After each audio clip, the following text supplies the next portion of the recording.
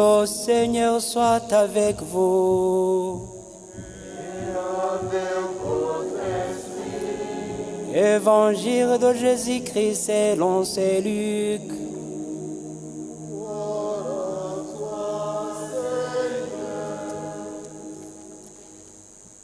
Alors qu'il était en route avec ses disciples, Jésus entra dans un village. Une femme appelée Marthe le reçut dans sa maison.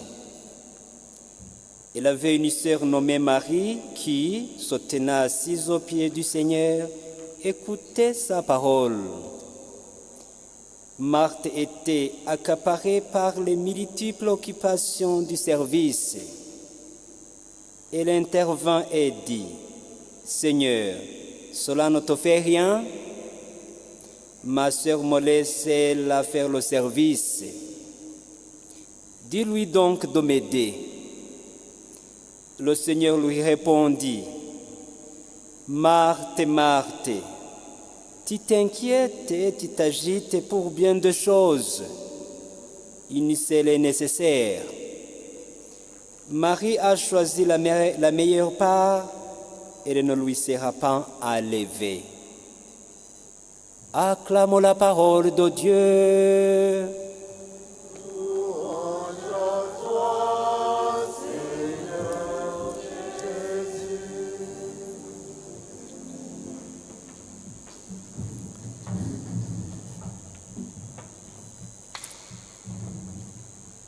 Présent devant le Seigneur, c'est la joie, c'est la gratitude. Le Seigneur nous a invités pour être devant lui, pour présenter nos louanges et nos adorations devant ce Dieu qui nous a créés. Il nous a créés à son image. Et nous sommes honorés d'être devant lui. Et voilà, c'est la gratitude. Et il va nous nourrir de sa parole d'abord et après de l'Eucharistie. Il va nous donner le viaticum, le repas qui nous aide dans notre trajectoire, dans notre chemin vers le royaume qu'il nous a promis. La lecture d'aujourd'hui va nous interpeller pour être des hommes et femmes hospitaliers et hospitalières. L'hospitalité que nous avons entendue dans la première lecture et dans l'Évangile. Mais il faut essayer de comprendre, de méditer. Nous allons essayer de méditer sur ces deux lectures et la deuxième lecture va être le complément et va coiffer ces deux lectures. La première lecture de cette messe nous donne un bel exemple d'hospitalité. Hospitalité. Être hospitalier et hospitalière. C'est un genre d'hospitalité que nous trouvons encore dans les pays pauvres, mais qui se fait plus rare dans les pays riches et les pays qui commencent à être riches et qui commencent à se sentir riches. Cet exemple et ce genre d'hospitalité disparaît du jour au jour. Dans les pays pauvres, les gens qui habitent ces pays ne craignent rien. Mais les gens qui habitent les pays riches craignent que ces gens qui viennent sont des voleurs peut-être, qu'ils vont voler leurs biens, leurs richesses. C'est pourquoi ils craignent. Ils disent non, une fois qu'on reçoit quelqu'un, lui donner le logement pendant la nuit, il va nous voler ce que nous possédons. Et celui peut-être qui ne possède pas beaucoup va dire oui, tu es le bienvenu dans ma demeure. Lorsqu'on accumule la richesse, se développe évidemment le désir de la protéger. Le désir de la protéger. On la protège de toute personne. Il ne faut pas être distrait.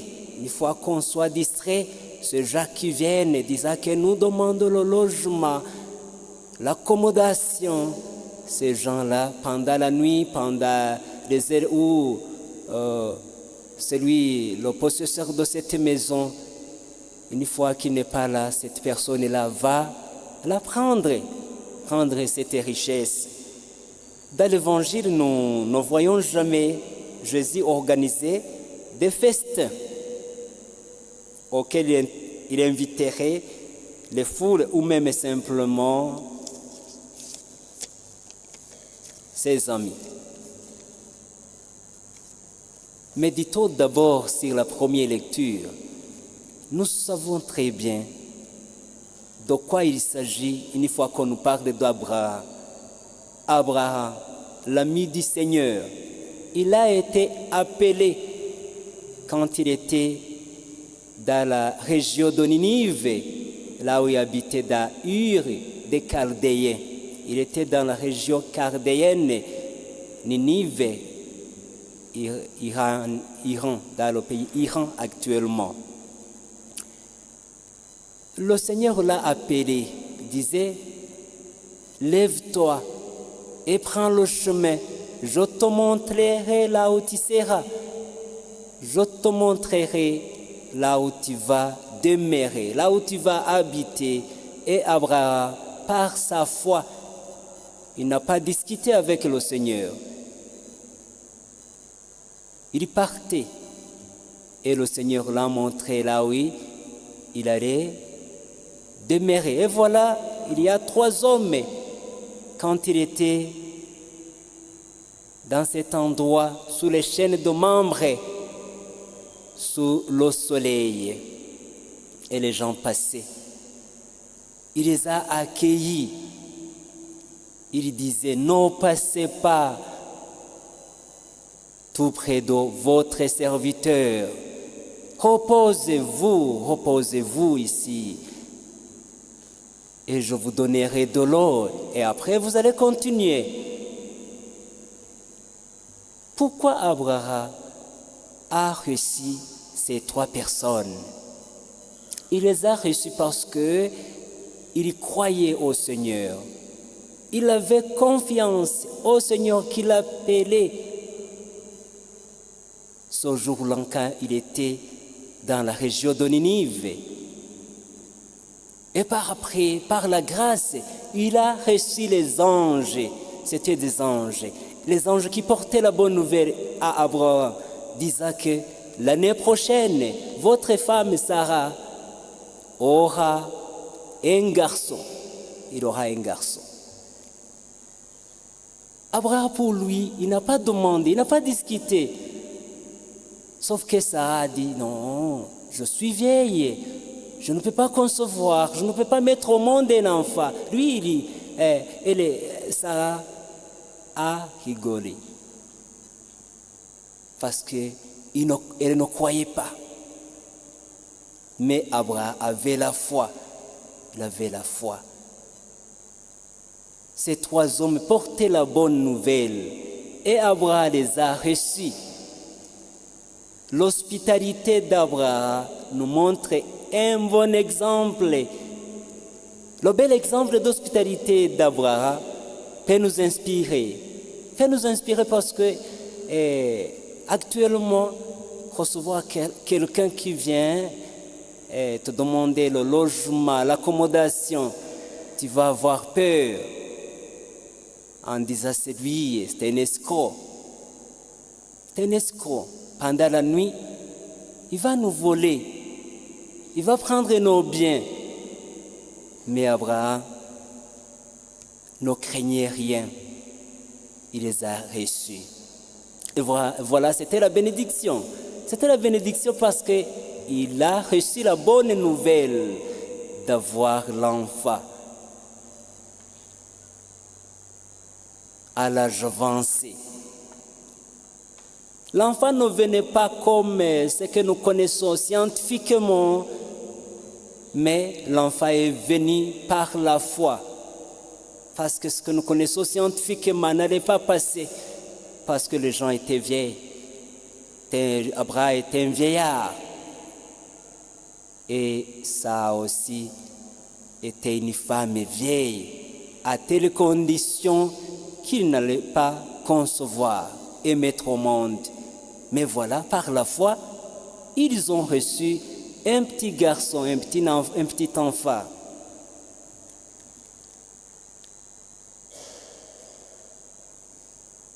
Retournant à l'évangile, nous disons que Jésus n'avait pas organisé des festins, mais il a été reçu.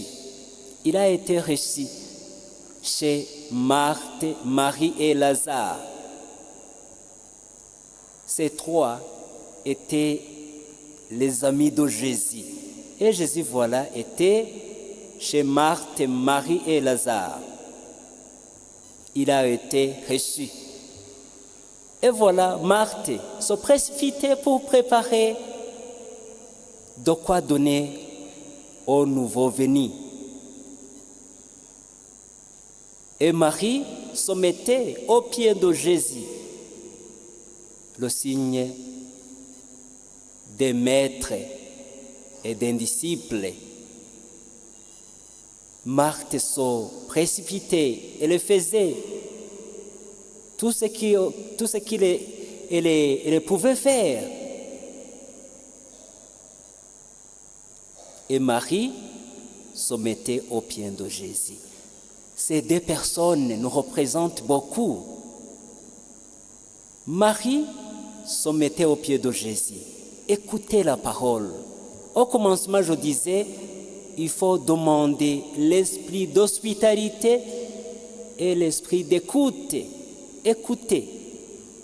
Une fois que tu écoutes, une fois que nous écoutions, ça veut dire qu'on va être hospitalier et hospitalière avec un bon cœur. Et nous aurons aussi l'aptitude de le faire comme on doit le faire. Parce qu'on a écouté, c'est lui qui nous donne la sagesse. Et la sagesse vient de Dieu. Une fois que nous écoutons Jésus, ça veut dire qu'il va nous inspirer. Et les gens que nous allons recevoir chez nous, nous allons les recevoir avec un bon cœur.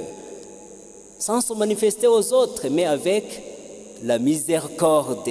Ça ne sera pas se manifester aux gens, mais ça sera la miséricorde.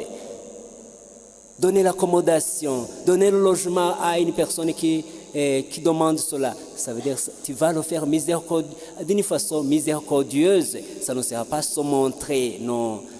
Parce que tu auras la sagesse venue, la sagesse qui vient du Seigneur Jésus que tu as écouté.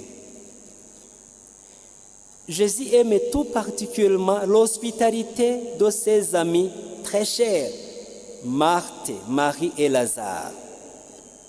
En réalité, c'est bien Marthe qui est la figure la plus marquante de ce récit évangélique. Oui, c'est la figure que nous trouvons ici. Et elle va nous enseigner. Aujourd'hui, elle va nous enseigner. Je vais revenir sur deux figures, Marie et Marthe. Nous voyons cela également dans la première lecture. Le visiteur d'Abraham lui apporte une parole et cette parole prendra chair dans le sein de Sarah. La réponse de Jésus à Marthe exprime la même réalité, c'est que c'est sa parole et l'écoute de cette parole qui compte plus que tout. Or, la familiarité avec laquelle Marthe parlait à Jésus indique bien qu'il y avait entre eux une réalisation profonde qui ne peut exister qu'entre deux personnes qui s'écoutent mutuellement. Je retourne à ces deux figures, Marthe et Marie. Marthe se précipitait pour chercher de quoi donner aux visiteurs, à l'hôte. L'hôte était Jésus. Et Marie se mettait aux pieds de Jésus, écouta la parole. Marie représente la vie contemplative. Elle écoute. Et nous avons ces deux genres de vie. Représente la vie contemplative. Elle écoute, elle prie. Et Marthe nous représente la vie pratique. La vie où nous sommes, nous travaillons pour voir de quoi mettre sous la dent, qui peut nous aider pendant cette trajectoire, pendant ce voyage que nous avons. Et voilà, Marthe se précipitait. Jésus dit à Marthe, Marthe, Marthe, tu t'inquiètes et tu t'agites pour bien des choses. Une seule est nécessaire. Il faut bien comprendre ces deux choses. Jésus n'a pas refusé l'acte de Marthe. Non, il a admiré cet acte parce qu'il cherchait ce qui est nécessaire pour la vie, pour le corps. Et Marie, elle aussi, écoutez la parole qui nous donne la force de notre foi. La force de notre foi. La foi ne peut pas vivre aussi seulement sans la force du corps. Il faut la force du corps et la force de l'esprit aussi. La force de l'esprit. Mais il faut savoir balancer. Il ne faut pas immerger totalement à la vie pratique seulement, chercher ce qui nous fait vivre corporellement tout en oubliant ce qui nous aide à vivre spirituellement. C'est ce que Marie a fait, vivre spirituellement, et Marthe vivre corporellement pour avoir l'énergie physique pour continuer notre voyage. Dans le service d'hospitalité, il y a des éléments que je peux mentionner. D'une part, le fait d'être au pied de Jésus pour l'écouter, pendant qu'il nous révèle le secret de chaque chose, cela nous inspire qu'il faut toujours être à l'écoute du Seigneur. Il faut toujours être prêt à écouter le Seigneur, afin que nous ayons l'énergie de continuer notre trajectoire en ayant la force même de chercher ce qui nous fait vivre physiquement. D'autre part, être attentif et ouvert à l'hospitalité quand il passe et frappe à notre porte avec le visage de l'ami qui a besoin des moments de repos et de fraternité. Ça veut dire quoi cela?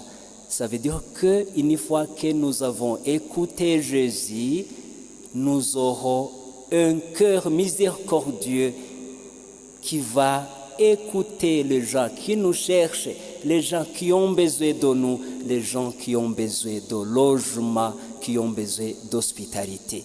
Prions le Seigneur afin que nous puissions être humbles, d'abord d'écouter le Seigneur.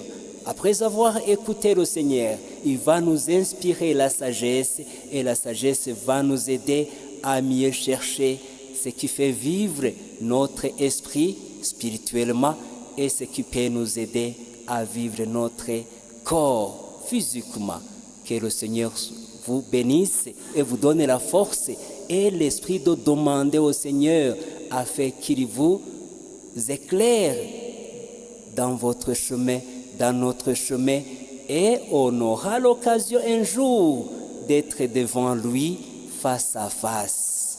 Face à face de qui? Face à face de Jésus. Que le Seigneur vous bénisse.